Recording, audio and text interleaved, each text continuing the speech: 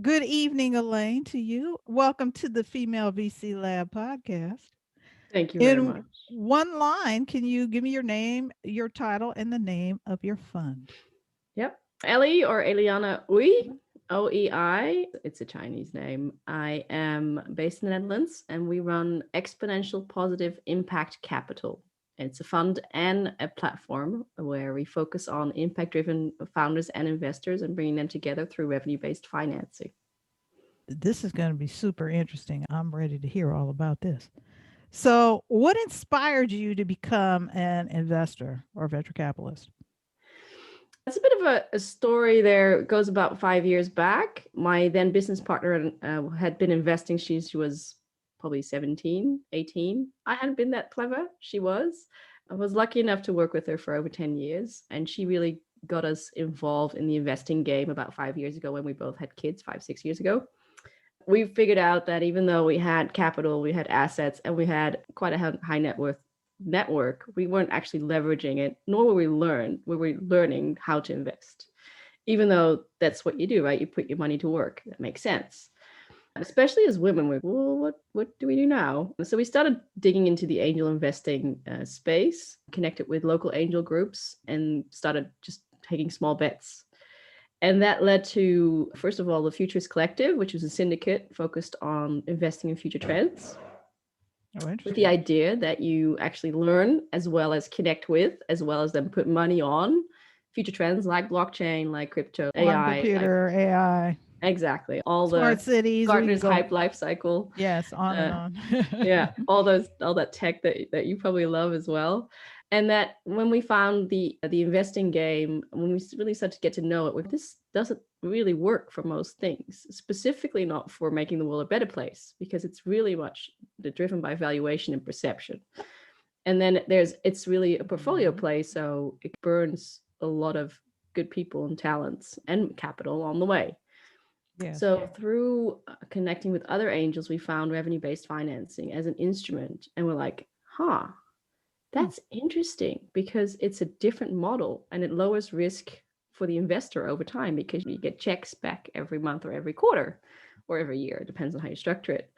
And that kind of brought us to Epic as the fund and the platform, because revenue-based financing, because it's so aligning for founders and investors, you Mm-hmm. can actually structure a fund around this as well as just do on a deal by deal basis. Change. It's basically any type of raise for startups. It's been used in the gaming industry. It was been used in mining and minerals for decades. We just haven't actually applied it to startups as much. So when we found the Oh, instrument, we did some research. interesting. Yeah, and when we found that in the US particularly, this is actually an up and coming trend. So venture debt in itself as like a subclass or a new asset Yes. class Yes. for investing is definitely up and coming, and we want to spread that further. So we're taking it to Europe and Asia. Wonderful. So, what is your investment thesis and what was the motivation behind it? Now, so I'm sure you've heard of the UN Sustainable Development Goals. 100%. So that's Yes. basically what we see as the world's to-do list. And we know that governments and NGOs and global development corporations can only do so much. It takes about $1 trillion a year. And we're like, what's more sustainable than a really high impact, sustainable, financially sustainable enterprise? It's super empowering for the people who work there. You have the first degree benefits, and then the second degree benefits of a community being empowered and their successful founders becoming wealthy and being able to contribute in other very many ways, etc. So, we need to actually focus more on impact. So, how do we get risk capital to go more into impact? And Mm-hmm. how do we make this attractive for normal investors, basically, not necessarily the impact driven ones, by offering similar returns? So, this is why we have structured a fund around the premises that we focus on impact driven companies. Mm-hmm. And we do that, we empower them through revenue based financing structure. And we actually do that in a crowdfunding form so that there's a values aligned community around the founders. Founders are empowered through not just the finances, but the network, and we bring together different communities to make sure that we can tap into every market where we enter and have growth potential as well. So the thesis really is global focus, impact-driven companies through revenue-based financing. The appeal for investors is really around lowering the risk while we're achieving market-leading returns and positive impact. So we're doing good and we're doing well at the same time. And how we do that is by structuring it as a revenue-based financing deal with a 5x multiple over the life of the contract. Okay. If we do that, and if we run as an average portfolio of success, so to say, if it's a paradigm shift, but if you would compare it to a normal VC's traditional portfolio where you have a series of 10 investments, half of them are like done Zero. with Zero. Zero. You have some of the Walking Dead, maybe a few one-time return, two-time return, and then one big one. If we would do a similar portfolio and we cap it at 5x return, we would still achieve within 5 years, actually an average return of 23% IRR gross. And it could go down to 15, granted, but it could also go up to 38%. And you get the capital back faster. So this doesn't even include the recurring or the reinvestment of the returns there. So it's doable. We think this is like a really nice form. It's it's very different. It's very different. And it changes dynamics as well. So instead of looking for an exit, you're looking at growing revenue. So you're looking for you're looking at growing a company. Exactly. Very different viewpoint. Yeah. In that respect. Yeah. And you're kind of out of the woods. Like we filter deals based on a 2-year payback of the principal capital. So if they can achieve that and they're really attractive, we de-risk a little bit by picking the companies that are at revenue only. So you don't have the pre-revenue companies. So it's like in between pre-seed and seed. And you can combine this even with equity deals if you really want to, if you really want to supercharge the money, but the startup. But it's totally achievable to outperform the market. And we know that if you have intrinsically motivated founders, a team that really cares about the impact that they're having on society, they're going to outperform the market in terms of sales. And apparently stats are like it's by 42%. So it's not just a little bit of outperformance. No, it's a lot. Yeah. It's a lot because if you think about it logically, all companies are moving that way. All consumers are already mindful of this.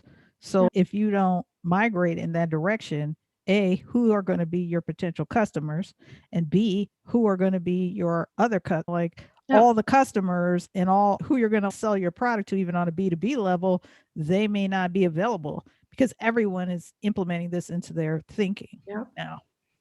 A social license to operate. Yeah. Yes. So we're here wanting to make sure that impact-driven founders meet and can collaborate with impact-driven investors, but also other entrepreneurs and a community of like-minded individuals.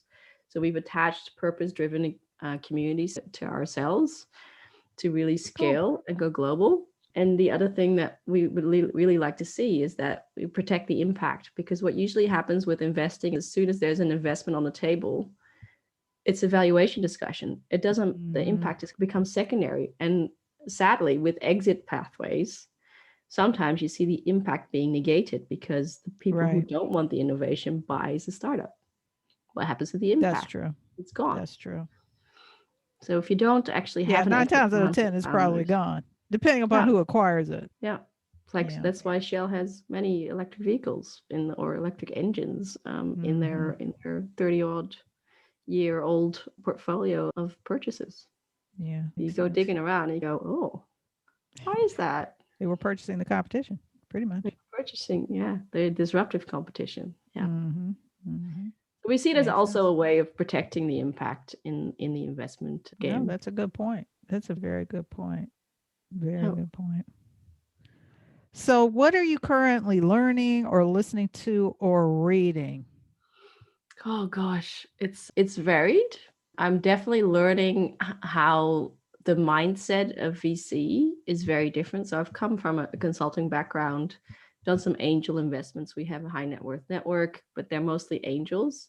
And the VC, the media, the drive, the focus on fundraising, and that the sexiness around valuation and the high people get off of negotiating a valuation down for startups when you're on the investor side of the table is shocking to me. It was a little bit jarring when I got into it earlier last year.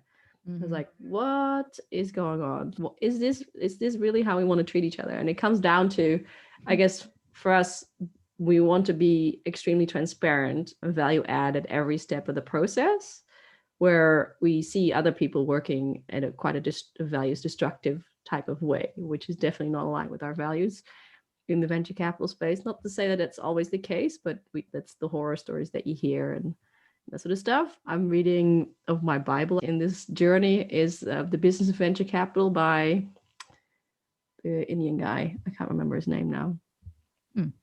But it's the book. It's basically the seminal piece on venture capital, which is always handy to have because it's like a fast forward inside peek of, okay, this is how the system works. I am really very much enjoying learning and listening to people in the impact space. It's a very hot space right now. So impact tech is becoming a term, measuring impact, and the crazy amount of consultants that's coming out of that is also fascinating. So I would love to see more collaboration in that space, but that's more aspirational than what I'm actually learning about. And I love, on a side note, I love Tim Ferriss and his jaunts into psychedelics, as well as his jaunts into very deep conversations where he also explores the multifaceted ways of living, basically, within. Yeah. He had the 4-hour work week. That was Tim Ferriss. Yeah. So, Yeah. he's been thinking about this and doing it for a while. So, it's excellent. Yeah, totally. Awesome.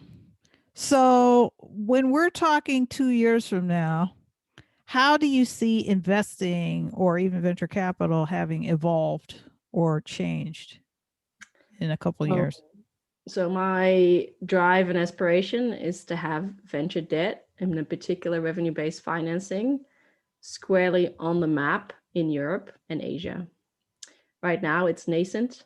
We're banding together. The market share is 0.01% probably of all deals done in Europe. And we want to make that at least 10%. So we're on this massive education and marketing drive at the moment. This is why we really appreciate talking to you, Barbara. Thank you so much. And making revenue-based financing and venture debt a valid alternative instrument for founders and investors alike. It's 100% a valid alternative viewpoint. And as a founder, you have to be, I don't want to say savvy enough, but you have to be thinking about, how do I go about filling out my round? What kind of things are accessible to me so I can fill out my round? So if that's equity, debt, crowdfunding, fill in the blank, you have to look at everything. Crypto, you got to look at everything. You can't just say, oh, it's just this one way, because there are multiple ways now. It's important to look at that as a founder.